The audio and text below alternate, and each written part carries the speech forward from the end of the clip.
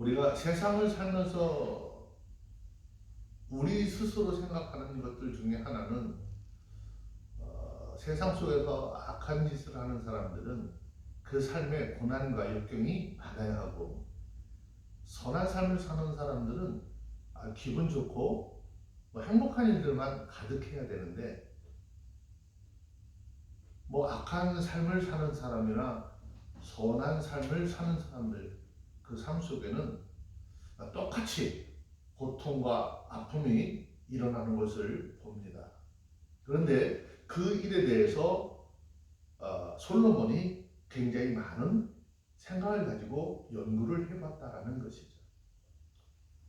그리고 그 연구를 하다가 부딪힌 난점이 있었는데, 평안이나 고난이 착한 사람이나 악한 사람을 가리지 않고 거의 비슷하게 나타나더라는 거죠. 사건이 선한 사람이나 악한 사람에게 무차별적으로 발생을 한다는 것을 깨달았습니다. 결국 세상에 많은 사람들은 나름대로 성공을 하기 위해서 애를 쓰고 자기들이 계획한 것을 이루어 보려고 하지만, 그 일의 결과는 결코 하나님의 주권을 떠나서 이루어질 수 없다라고 하는 것을 말씀을 하고 있습니다. 자, 오늘 이 시간에 말씀의 교절 속에서 믿음의 눈을 떠서 하나님께서 이루시는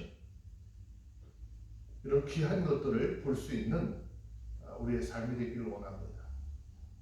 믿음의 눈을 떠서 우리가 보아야 할 것, 첫 번째는 만유가 하나님의 손에 있는 것처럼 우리의 삶의 운명도 하나님께 있다라는 것을 볼 줄 알아야 합니다.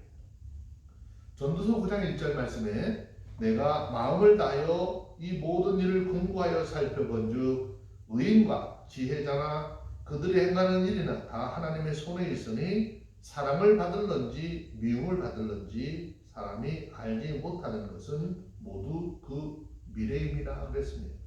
이 말은 자신의 지혜와 자신의 열과 성을 다해서 세상에서 이루어지는 모든 일에서 고민하고 관찰해 봤다는 거예요. 그런데 아무리 생각을 해도 알 수 없는 일이 있더라는 것이죠. 세상에 많은 사람들, 악한 사람들과 선한 사람들이 함께 살아가고 있는데, 선한 삶을 살아가는 사람이나 악한 삶을 사는 사람이나 별 다름없이 그 삶의 고난과 고통이 똑같이 일어났더라는 것이죠. 그런데 중요한 것은 우리가 선하다, 악하다라고 하는 판단을 인간의 기준에서 보고 판단을 하게 되는데, 하나님 앞에서 이것이 대단히 잘못된 사고였다라는 것이죠. 그 이유는 사람이 행하는 모든 것은 하나님의 주권에 달려있더라는 것이죠. 자, 이런 사실은 성경 여러 곳에서 우리에게 강조하고 있는 사실입니다. 그 세상에서 이루어지는 모든 일, 모든 사람들의 생각과 행사, 또 그 사람이 계획한 계획이나 도모가 다 하나님의 뜻 안에 있다라는 것이죠. 이 본절의 말씀은 잠언 16장 9절에서도 비슷한 말씀을 하고 있는 것이죠. 사람이 마음으로 자기의 길을 계획할지라도 그 걸음을 인도하시는 자는 여호와시니라 라고 했죠. 또 마태복음 10장 29절에 보면 참새 두 마리가 한 아사리온에 팔리는 것이 아니냐, 그러나 너희 아버지께서 허락하지 않으면 그 하나도 땅에 떨어지지 아니하리라 하신 말씀을 돌아보게 하는 것입니다. 이처럼 사람들의 운명이나 장래, 그리고 세상의 모든 만물의 행사가 다 하나님의 손에 놓여 있다라고 하는 것을 가장 분명하게 보여주는 신뢰가 우리가 잘 아는 믿음의 사람들의 삶에서도 찾아볼 수 있습니다. 자, 성경 속의 인물 중 한 사람인 요셉을 생각해 보기로 합니다. 요셉은 아버지 야곱의 슬하에서 아주 귀여움과 사랑을 독차지하고 자랐지만, 그런데 17살이 되던 해에 애굽의 종으로 팔려갈 것이라는 사실을 상상이나 했겠느냐라고 하는 것이죠. 또 그가 애굽에서 겪은 일들을 한번 생각해 보세요. 잠시 그 주인 보디발의 총애를 얻어서 그 가정의 총무가 되긴 했지만, 결국 그 주인의 아내로 인하여 억울한 누명을 쓰고 감옥에 들어가게 되죠. 이런 일들도 스스로 상상조차 하지 못할 그러한 일들이었죠. 그런데 그가 더 상상할 수 없었던 일이 그가 갇힌 감옥 속에서 일어나게 되죠. 그래서 우리가 알다시피 바로의 꿈을 해몽하여서 이략 애굽의 총리의 자리에 앉게 되는 것입니다. 이러한 일은 단지 요셉에게만 찾아볼 수 있는 일은 아니죠. 다윗이 목동에서 왕이 된 사건, 또 베드로와 야고보, 요한을 위시한 평범한 사람들이 하나님의 아들 예수 그리스도를 만남으로 사도로 세워진 사건, 또 교회를 그렇게 핍박하던 사울이 그리스도의 나타나심 앞에 무릎을 꿇고 변화되어서 죽는 자리까지 이르는 증인의 삶, 사도의 삶을 살게 되는 일 역시도 마찬가지인 것이죠. 이것은 성경에 나타난 사람들의 삶을 통해서만 확인되는 것은 아니죠. 가장 구체적으로 저와 여러분들의 삶을 통해서도 확실하게 입증이 되고 있는 것입니다. 우리의 삶이 어째서 지금 이곳에까지 이르게 되었는지, 어떻게 해서 지금 이런 믿음의 삶을 살고 있는지, 앞으로 어떤 삶을 살게 될지 사람의 생각과 계획만으로는 설명할 수 없는 역사가 있었다라고 하는 것을 우리는 인정할 수밖에 없는 것입니다. 그것은 우리의 인생의 주관자 되신 하나님의 존재와 하나님의 전능하심, 또 하나님의 온전하심, 하나님의 지혜로우심을 인정하지 않을 수 없게 만드는 것이죠. 그러면 이 사실을 아는 우리가 마땅히 취해야 할 삶의 자세는 무엇일까요? 그것은 바로 우리의 인생이 우리의 것이 아님을 인정하고 겸손히 하나님의 뜻을 받들며 하나님의 은혜를 구하며 살아가야 하는 것입니다. 앞에서 우리가 살펴본 것처럼 요셉이나 바울과 같은 우리 신앙의 선배들, 이와 관련해서 우리 마음에 새겨야 할 간증들을 전하고 있죠.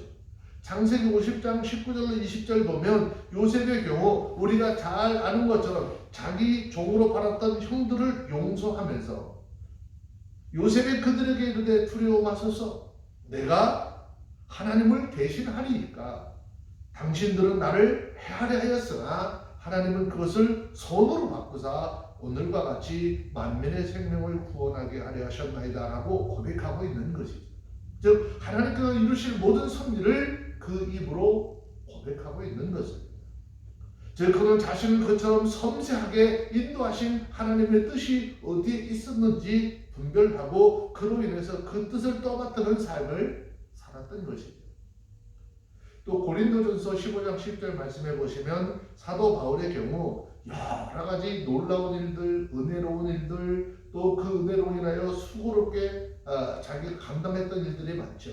그런데 하나님 앞에 고백하기를 나의 나된 것은 하나님의 은혜로 된 것이니 내게 주신 그의 은혜가 헛되지 아니하며 내가 모든 사도보다 더 많이 수고하였으나 내가 아니요 오직 나와 함께 하신 하나님의 은혜였다라고 고백을 하고 있습니다. 즉 자신의 수고나 자신의 행한 업적이 아닌 하나님의 은혜를 자랑했다라는 것이죠. 마찬가지로 우리들의 삶도 하나님의 손 안에 있습니다. 우리가 지금까지 살아온 것도 또 지금 여기에 서 있는 것도 다 하나님의 섭리와 주권의 역사의 결과인 것이죠. 우리의 삶의 미래도 마찬가지입니다. 그러므로 이것을 인정한다면 더욱 겸손하게 하나님의 뜻을 따라 살아가는 삶이 되어야 하는 것이죠. 하나님의 주권을 인정하고 우리의 인생의 주인이신 하나님의 영광을 드높이는 삶을 살아가는 우리 삶이 되어야 하는 것입니다. 그러므로 이 말씀을 통해서 전하고자 하는 메시지는 우리가 이 세상에 살면서 세상의 물질이나 권세의 소망을 두지 말고 우리의 유일한 소망이신 주권자이신 하나님께만 소망을 두라라고 하는 말씀입니다. 우리가 이러한 삶을 살아갈 때 하나님은 또한 우리의 삶을 영화롭고 존귀한 것, 결코 헛되지 않은 그런 것으로 채우시고 우리를 세우셔서 영광 받으실 줄로 믿습니다. 두 번째, 믿음의 눈을 떠서 이런 사실들이 보여진다면 우리 그리스도인들은 모든 현실 속에서 흔들림이 없는 자기 신앙을 지켜야 하는 것이죠. 자, 전도서 9장 2절 말씀해 보니까 모든 사람에게 임하는 것이 일반이라 의인과 악인이며 선하고 깨끗한 자와 깨끗지 않은 자며 제사를 드리는 자와 제사를 드리지 아니하는 자의 결국이 일반이니 선인과 죄인이며 맹세하는 자와 맹세하기를 무서워하는 자가 일반이로다 라고 했습니다. 자, 여기서 솔로몬은 일반이라고 하는 용어를 세 차례에 걸쳐서 사용을 하면서 의인과 악인, 선하고 깨끗한 자, 또 깨끗하지 않은 자, 제사를 드리는 자, 제사를 드리지 않는 자, 또 선인과 죄인, 맹세하는 자와 맹세하지 않는 자, 또 맹세하기를 무서워하는 자들, 사람의 생각이 매우 큰 질적 차이를 나타내고 있다라고 여겨지는 사람들이 어떻게 보니까 별 다른 차이 없이 그들에게 모든 삶에 일어나는 일들이 동일하더라는 것입니다.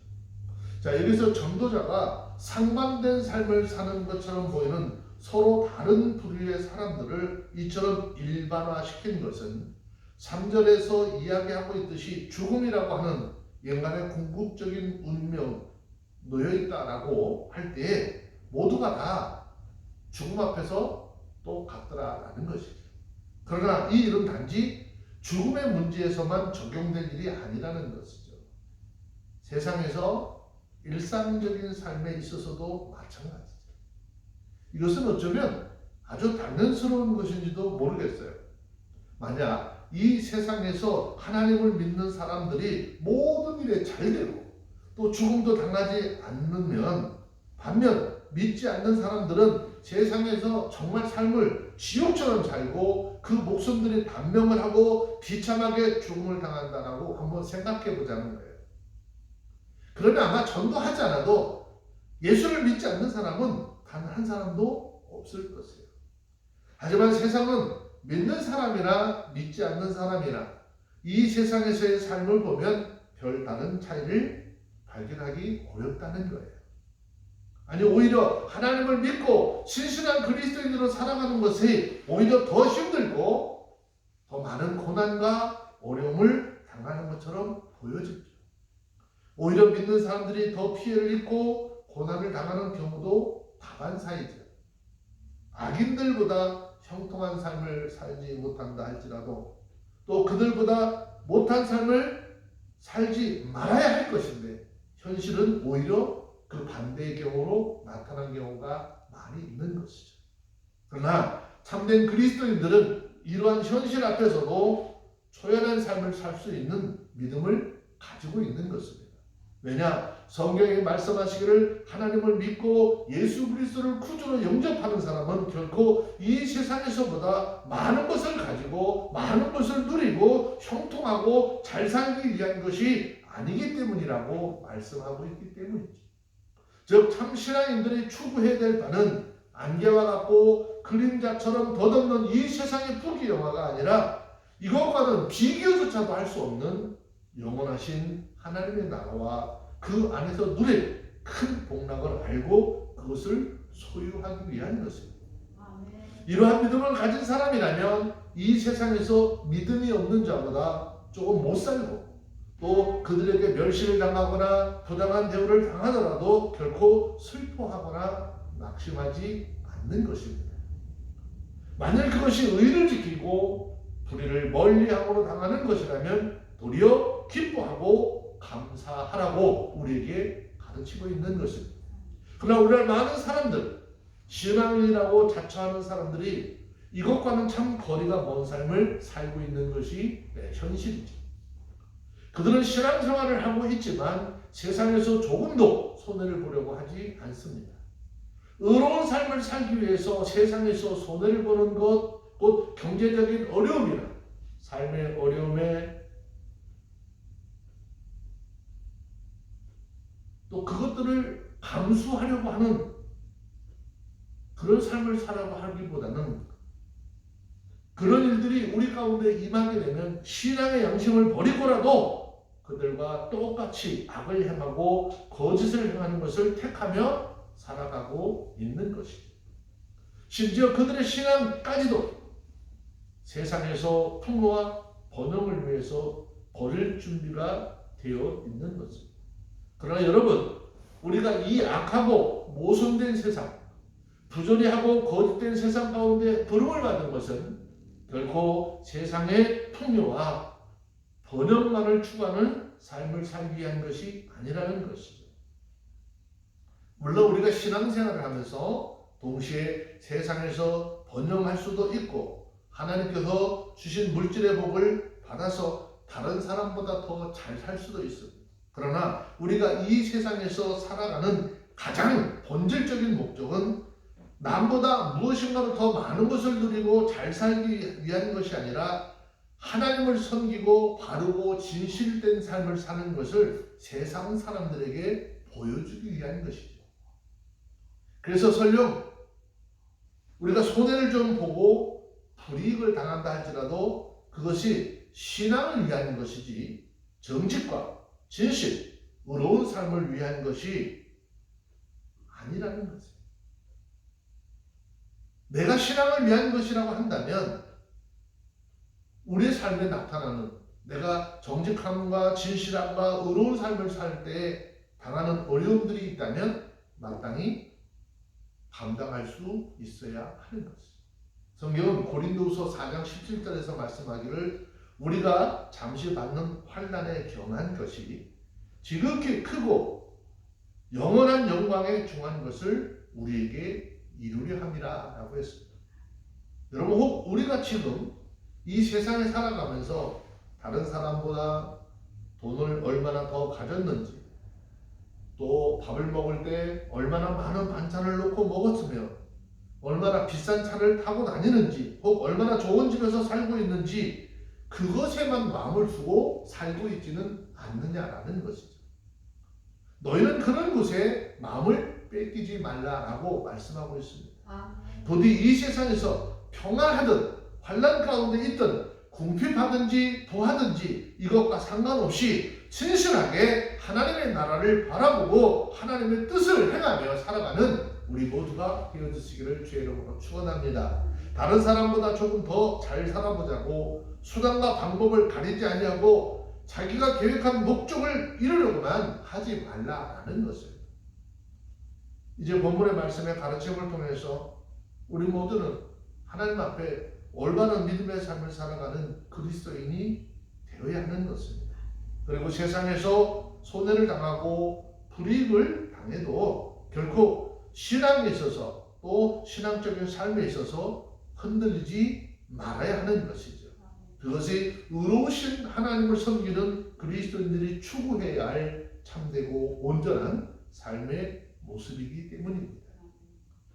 자, 세 번째, 우리가 믿음의 눈을 떠서 봐야 될 것, 마지막 날 심판을 생각하며 사는 그리스도인이 되라는 것입니다. 전도서 5장 3절 말씀에 보면 모든 사람은 결국 일반인 그것은 해 아래서 모든 일 중에 악한 것이니 곧 인생의 마음에 악이 가득하여 평생에 미친 마음을 품다가 후에는 죽은 자에게로 돌아가는 것이라. 자, 솔로몬이 앞에 2절에서 언급한 악인과 선인에게 상관없이 모든 사람에게 똑같이 일어나는 인생의 궁극적인 허물로 몰아넣는 죽음에 대해서 이야기를 했습니다. 그러면 그 죽음을 향해서 가고 있는 인생이 이 세상을 살아가는 그 양상을 한마디로 꼬집어 지적을 하고 있는데 그것이 바로 마음에 악이 가득하고 미친 마음을 품고 살아간다는 것입니다. 특별히 여기서 미친 마음이라고 하는 이 말의 뜻은 두 가지로 해석을 할 수 있는데 먼저 선인과 악인이 동일하게 운명에 처해지게 된다는 사실, 또 하나님의 존재를 부인하는 자들의 마음이 더욱 강팍하게 되어서 더 악행에 전념하게 된다는 사실을 나타내고 있다는 것이죠. 두 번째는 악인과 선인을 구별하지 않고 인간의 존재가 모두 그 마음에 고통하며 쓸데없는 것에 집착하고 살아가는 모습을 묘사하고 있다는 것입니다. 즉 이것은 죽음이라는 결과를 감안을 할 때 사람이 행하는 모든 것은 너무나 고통스럽고 허무한 것이라는 사실을 말하고 있는 것이죠. 그래서 앞에서 2절에서 본 선인과 악인의 동일한 운명에 처해진다는 사실을 지적한 사실을 감안해 볼 때 이 둘 중에 후자로 이해를 하는 것이 좀 타당하겠죠. 그러나 이것은 솔로몬이 해 아래서 인생의 허무한 단면을 보여주기 위해서 제시한 것일 뿐 인생 그 자체 그리고 사람들이 각각 삶에 전적으로 허무하다거나 무익하다라고 하는 것을 이야기하려고 하는 것은 아닙니다. 물론 선한 일을 행한 자나 악한 일을 행한 자나 똑같이 죽음이라고 하는 결과를 당한다는 점에서는 동일하죠. 그러나 성경은 여기에 대해서 죽음 이후 심판이 있는 것을 분명하게 말씀하고 있죠. 즉 사람의 삶이 죽음으로 끝나는 것이 아니라 그 삶에 대해서 회개하고 심판할 날이 있을 것이라는 사실이죠. 그래서 성경은 이 사실을 염두에 두고 살아가는 그리스도인들 모두에게 이 사실을 상기시키며 하나님을 알지 못하는 자들, 인생을 살다가 죽으면 끝나는 것으로 착각하는 자들에게 경고하고 있는 것입니다. 성경은 누가복음 21장 34절에 보면 너희는 스스로 조심하라. 그렇지 않으면 방탕함과 술취함과 생활의 염려로 마음이 둔하여지고 뜻밖의 그 날이 덫과 같이 너희에게 임하리라 그랬죠. 이 말은 우리에게 너희는 반드시 죽는 날이 이르는 날이 있게 될 것이라는 거죠. 그러면 여러분 죽음이 저와 여러분들 앞에 언제 임하게 될 것이고 이후에 심판이 있을 것이라는 사실을 우리가 기억을 하고 이것을 믿고 살아가고 있느냐라는 것이죠. 만약 이러한 사실을 소홀히 여기고 그저 주어진 현실을 생각하고 내 삶의 만족만을 생각하며 살아간다면 그 사람의 삶의 결국 허무한 삶을 살게 될 것이라는 것. 그리고 미래에 대한 방향감과 또 인생이 나가야 할 바를 알지 못하는 채 되는 그런 삶을 살아갈 수밖에 없는 것입니다. 정신을 놓고 사는 사람들, 올바른 판단력 없이 그저 세상이 흘러가는 대로 허탁하고 혼돈된 그런 삶을 사는 사람들, 마치 미치광이와 같은 삶을 살게 될 것이라는 거죠. 그래서 여러분 믿음의 눈을 뜨고 미래의 삶을 바라볼 수 있기를 주의 이름으로 축원합니다. 그리고 죽음 이후 임할 심판을 우리 각자의 마음에 새겨두고 삶을 살아야 하는 것입니다. 그렇게 할 때 우리는 비로소 지혜롭고 온전한 삶, 마땅히 무엇을 해야 할지 아는 분별력을 가지고 온전한 믿음의 사람으로서의 삶을 살아가게 될 것이고 그 삶 속에 하나님께서 베푸시는 특별한 은혜를 맛보게 될 줄로 믿습니다. 기도하겠습니다. 하나님 감사합니다. 오늘도 주님의 뜻을 말씀 속에서 보게 하여 주시고 또 우리의 믿음의 눈을 떠서 보아야 할 것이 무엇인지 말씀의 교제 속에서 함께 은혜를 나누었습니다. 우리 귀에 들려진 이 하나님의 말씀을 통해서 우리의 삶에 하나님의 섭리를 잘 발견하게 하시고 하나님의 섭리를 쫓아 순종하며 하나님의 일을 나타내는 그리스도인들의 삶이 되게 하여 주시옵소서. 예수님의 이름으로 기도합니다. 아멘.